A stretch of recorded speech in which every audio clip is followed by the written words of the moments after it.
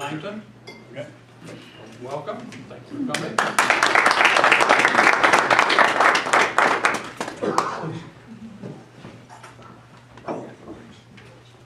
Well, thank you for inviting me. I see a lot of familiar faces in the room, and I love all the plugs for Oregon State because I'm an Oregon State grad.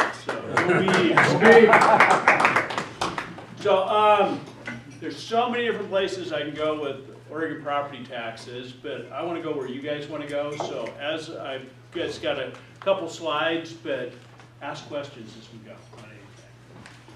That way I know we're going where you are. Earl's got the hook for the time, so when I exceed that, then yank me off, but I can stick around too for anybody but I want to be respectful of everybody's time. So, yeah, Oregon's property tax system. How did we get here? How did it get so complex? We have a long, colorful history, both legislative and then voter-initiated constitutional amendments. So it goes back to the biggest changes was Measure 5, and we have overlapping constitutional amendments, so we're implementing both, administering both right now. Measure 5 set some rate limits on market values. That was voted in by the people of the state back in 1990. And what I'm going to talk about here today is statewide system. Same set of rules here in Redmond as it is Lakeview or Portland. Then the biggest change was Measure 50 in 1997, which really dramatically changed how we do things. I'll go into a little bit of the impacts of both the property owner themselves and also the taxing districts. But yeah, it's been quite a wild ride. I find it fascinating. I really enjoy what I do from a business process standpoint and all the convoluted ORSs and Constitution and everything. I find it a challenge and really enjoyable putting the business processes together to do it. But I'll be the first one to admit, from good, open, transparent government, we have really missed the mark on this. So that's where we could talk about this for hours, and I know I don't have hours, and you probably aren't that interested in it. So. But bottom line, basically this is what it's all about. That's the little love letter I send to over 100,000 properties each and every fall on your property tax bill. That's what you owe. And I think that a lot of us probably just focus in on what's the bottom line, what do I have to write the check for? And I know I'm that way with the IRS and Oregon Department of Revenue with income tax. It's like, okay, TurboTax, I hope you're right, I don't want an audit. I'll just pay whatever I'm supposed to pay. But at least with property taxes, it's local. Yeah, for the most part, everything on there is local things that voters have voted in at one point or another. So besides what you owe, we show, and this is a property tax bill this year from Redmond, we show where your dollars are going and how much. So you've got the Redmond schools, you've got Deschutes County, you have the city of Redmond, you have all the bonds that are outstanding. So you can actually see, and with that, every one of those was voted in by the voters at one point in time. So Deschutes County, we're going back a long way. We've had a lot of changes since then, but no, like the most recent school bond, that was pretty recent. And that's one thing I appreciate with the property tax bill is it is local. And each one of those has a board that oversees, it's like the city, they have the city councilors that oversee the budget process and have an equal number of lay people from the community on the budget committee. It's a public process to go through for their budget, and that's where the dollars come from. So yeah, this is one of the few taxes that, you know, it's maybe not it's not the most liked, but it's the one you have the most control over. And I think one of the reasons is probably not and this is nationwide, not the most liked, is you have the most control over it, but what other bill do you get the entire bill for a year on at one point? Your income tax, they withhold a little of your property, your income as you do it. Your utilities for power and everything. Imagine if you got one bill every year. Now you get it each month. So I know it's a shock when people do get that bill, especially if they don't have an escrow account that's coming out in the mortgage each time. Oh, I was thinking this might be a good time to talk about compression, because it's an issue in Redmond, and you got the $10 maximum, $5 and 15. What's that all mean to us? And well, it goes back to the constitutional amendments we had. In 1990, Measure 5 was passed. Everybody was on a market. So you can see here, it's also your valuation notice, where we have the market value. That's my office's opinion of what a willing buyer can pay a willing seller for that property if it was to sell in that given tax year. Then we have what we call the maximum assessed value. That's that Measure 50 value from Measure 50 that was voted in 1997 that is capped at no greater than a 3% growth unless you do some new construction or you do some significant changes to the property. The lower is your assessed value. So in pre and post recession, a typical property, the market value is going to be higher. But prior to Measure 50, that market value was your assessed value, and that's where Measure 5 comes in and limits taxes, the tax rate on those. So we're doing these multiple steps where we're applying the billing rates for Measure 50 that each of the districts has, that they certify us, to the assessed value, but we're doing a secondary check to make sure we haven't exceeded $10 per thousand on market value, or $5 per thousand on for education on market value, and $10 for government. Actually, I've got to jump around a little bit. we can come to it later, I guess. That's okay. Yeah, ask. So what it is, each account, this is just an example account, has a market value and a maximum assessed. The maximum assessed is that 3% limited number each year. The market value is going to go wherever the market goes. So here's a typical account in Deschutes County over the last 2000. You can see the huge swings we've had. So we're checking that $5 per thousand for education, $10 per thousand for local government against the market value. So if you have a huge gap between the two, we're applying the tax rates to this, we're doing that secondary check on the market value. Now in the recession where the lines intersected, or if they're very close, we get compression.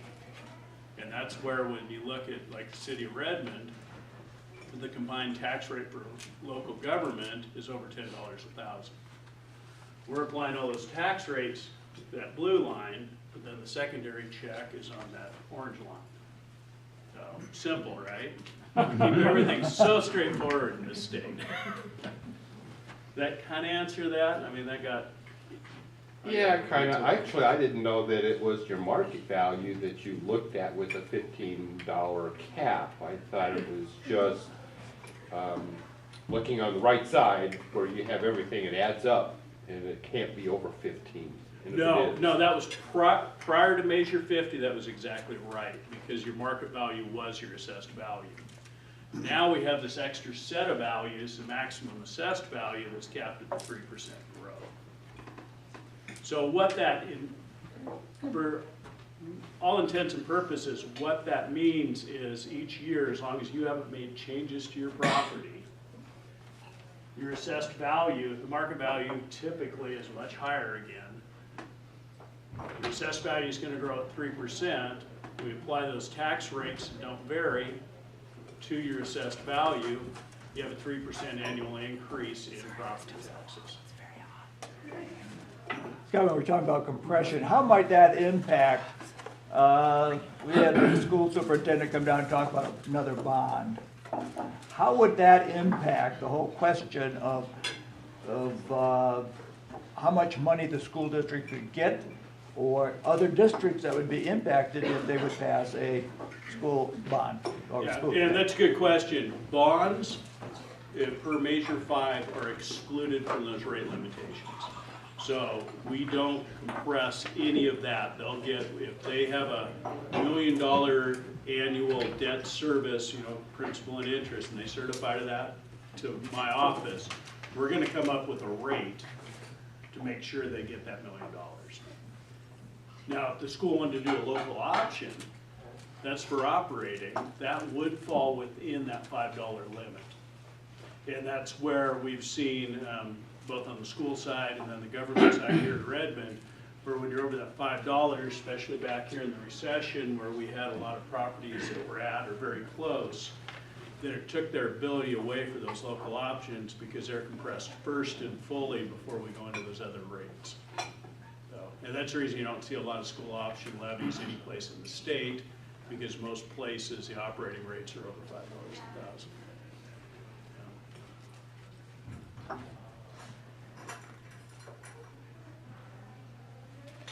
And then, okay, we've done the property tax bill. Some of the common questions I get, and the office gets, is why did my taxes go up by more than 3%? Well, the voters can still vote in new stuff. You can make significant changes to your property, you know, add that man cave in the backyard, or do the kitchen remodel that bumps it out another 20 feet and stuff like that. That will cause your assessed value change. And of course the taxes as we vote in new things. So like the Redmond schools are looking at putting a bond on, I believe, the November ballot. If they're successful at that, you know, the tax statement you get next fall is not going to represent that. They're reflective, it's the one after that. So the voters still have some ability to increase or change their taxes. And they also do through the budgetary process too. The district has a rate, but that doesn't mean they have to impose a full rate. But the budget committee is the one that looks to see if that's what is appropriate or not.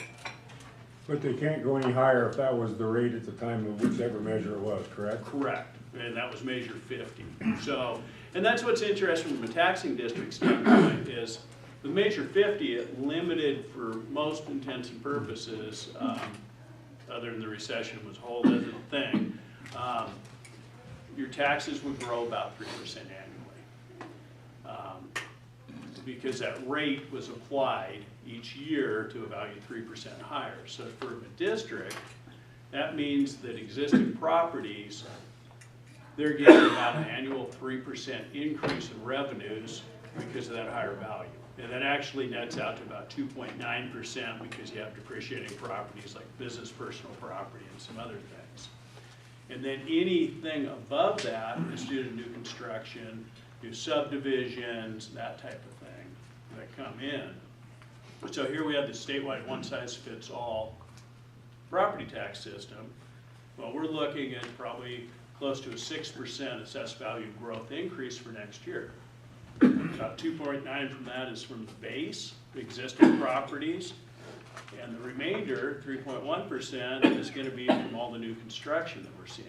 And that'll vary, like Redmond, we're probably closer to 6.5%, other places a little slower, but overall, that's where that goes. So, you know, and we've been in this 20 years. So it used to be that the districts, they had a levy authority, so they could increase 6% each year. Without voter approval, they could go more than 6% with voter approval. But it was tied to what services are they giving, what assessed value is there. And they weren't worried about assessed value. Because if the assessed value went in half, rate just doubled. They still got their money. So there was tax shifting, there was this huge unknown for the property owner on what my taxes may be this next year, because how did my property perform market-wise compared to all the other properties? And that gave a lot of instability to the property owner themselves, not knowing where their taxes could go, and I think that's a lot of the reason we have Measure 50. Measure 50, at least now we know if we don't vote in new stuff or I don't build anything new, I'm going to probably go about 30%. The districts, though, prior to Measure 50 had a lot of stability because they knew they'd get that budget authority, we'd come up with the rate to do it. Now, they have this rate that was created in 1997 and applied to, then they can't apply any more than that. Now, 20 years later, is that rate still providing what it needs to? Maybe it's too much, maybe it's too little. It's never too much. But that's where the property owner has some stability, but the district doesn't. Because, you know, well, okay, we're growing at 6%. Well, 3% for that base or just slightly under. And I'm in a really unique position because I hear the district saying, you know, that base just under 3% isn't enough to keep up with my cost at the same level of service. And then that increase above the 3%, well, how much more services are they having to now provide because of that added growth? And is that enough to adequately keep up with it? And then I hear from the property owners saying 3% compounded annually over the last 20 years, that's too much. And there's that kind of disconnect, which is unfortunate, between what level of service do we want and are we being provided that for that service. And then being a statewide system too, it depends where you're at on what your growth is going to be. So, you know, we're fortunate, I guess, in Central Oregon because we have a pretty robust economy and a lot of growth. You go someplace like Brookings or Burns, they don't have that. Or you can even take Sun River. Sun River is very vibrant and doing well, but it was built out in 1997. So they, for the most part, and same with Black Butte, they get a few remodels, you know, rehabs where they're changing things. But if you look, their assessed value grows just barely over 3% annually, and it did that pre-recession, post-recession, and during the recession, where there was more volatility other places. Didn't Redmond drop like 80% when we hit the low on the, Yeah, we actually had, for the city of Redmond? yeah, where the number of accounts that dropped below, we had over 80% of the properties in the city of Redmond actually have a market value lower than that 3% limited mark. Back in 1997, when we voted in Measure 50, the common, I think, idea was real estate only appreciates. Market value no longer really means anything because I'm going to be pegged at this lower line. And then lo and behold, and Redmond was one of the hardest hit in the state and possibly the nation on the impact of that. And the impact of that then to like the city, they had one year where their assessed value went down 12%. So they're applying the same rate to a value 12% lower, that's 12% less revenues. Mm-hmm. And the next year was, you know, when that was the most dramatic year, but they had several years where they were losing revenues each year. Where other jurisdictions saw a big drop, but we still, in countywide, we only about just under half the accounts dropped below. So they were still seeing positive growth. So, and then you put this statewide, and the scenario is different places. It has dramatically different impacts depending where you're at in the state.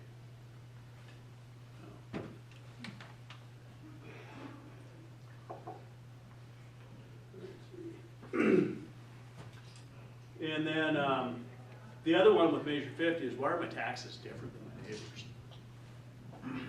Prior to Measure 50, if you had a similar house, it would have a similar market value. Your market value was your assessed value, so now you're tied to that. So with those rates, similar houses paid very similar taxes. With Measure 50, because now you have those two values, the market value and then that maximum assessed value. That maximum assessed value is tied to a point in history. Either if for existing properties, it was your 95 value, less 10% growing at 3%. For new properties, it's a year it comes on, we'll set a ratio of the market value to establish that. So we can have very, very different assessed values or maximum assessed values on very similar houses, and it all is due to the fact of when it was built, even though they have the exact same market value. We'll have 300,000 on this property and 300,000 on this property. But one might have a maximum assessed value of 200,000, one might have a maximum assessed 150,000. We have some extreme examples out there where we're seeing, you know, properties almost paying double just because of the year they were built. You can't probably put the words on that, that you get when they get those phone calls, can you? Oh, it's interesting, and rightly so. It's like, well, I have this house I bought, and the sale of a property doesn't reset that. You inherit it. It's when the property was built. The sale has no impact whatsoever on the maximum assessed value. But it used to be before the two measures, correct? When, back before 5, and I can't. Well, before measure 50, Yeah. your market was your assessed value. Yeah. So yeah, if the assessor had it on for 400,000, you only paid 375, and that was an arm's length transaction. You should only be paying taxes based on 375. So yeah, it's really, so with measure 50, we got stability and predictability for the most part on an individual property. But as far as equability with neighboring properties, and I don't know if most people understood this, but there's an equability clause in taxation in our Oregon Constitution. Part of the ballot title of measure 50 that we voted in specifically excluded property taxes from that. That's the only way it would work. So now we have predictability, but we don't have equitability. But you have to remember, we do not have the system we have today because people were happy with what they had before. There's a reason the voters revolted, and we had the tax initiatives we did that passed. Now, 20 years later, are those same issues still prevalent and important, or have we changed? And I think it's long overdue that we've had that conversation, and it's got to be more than government. Government can't fix it for government. It's got to be, you know, the taxpayer, business, the people paying the bill too, on what is an appropriate way to look at that. And I know there's quite a bit of talk right now, and I've probably seen more energy now than I've seen in the past on a couple different fronts at the state level, is you have Senator Mark Haas, who's out of Beaverton, longstanding senator. He's the chair of the Senate Finance Revenue Committee, and he wants property tax overhaul in a really bad way, and has been working on it. You also have now the business community engaged in the same discussions, and I think that's a direct outcome of it. I think it was ballot measure 97, where that was going to be the excise tax if you made, you know, of course that, yeah, the gross receipts, that failed, but not by much. So now business is a group also that is looking at tax reform and tax overhaul. So, but, okay, I kind of bounced all over the place there. I guess I'm out of time. Take a couple of questions. So, I yeah. got another one. Okay. How does farm deferral work? There's a big housing development off of Hemlock. There used to be the Penn Hollow place, and so that was farmland. Now they're got roads in. They're gonna start pounding nails soon. So does that affect the people that bought the dirt? Do they, I mean, does it just start like it was free dirt and we just build it and it wasn't paying taxes before? You know, and keeping with the whole theme of simplicity, with property tax, it all depends. Okay. In essence, though, if you're under farm deferral, it means you're in an agricultural production. You're being taxed at a much lower rate based on farm income, not market value. Oh, okay. So you get a special assessed value. Now, at what time you take that out of farm production and put it in some other use, there, depending on the zone, you may be having to pay 5 to 10 years back taxes, the difference of what you would have paid compared to what you did pay. Now, the piece you're talking about is in the UGB being annexed in. There's a whole nother set of rules as far as how that's structured on whether they have that clawback or not. Sorry I asked.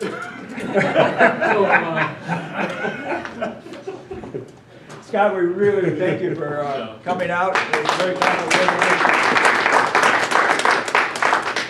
you. Well, hopefully that was informational, but like I say, I love this stuff, so if you guys want to give me a call, whatever, we can go through more of it. So if you have questions, send them my way. Thank you. Okay. Thank you. Thanks, Jeff.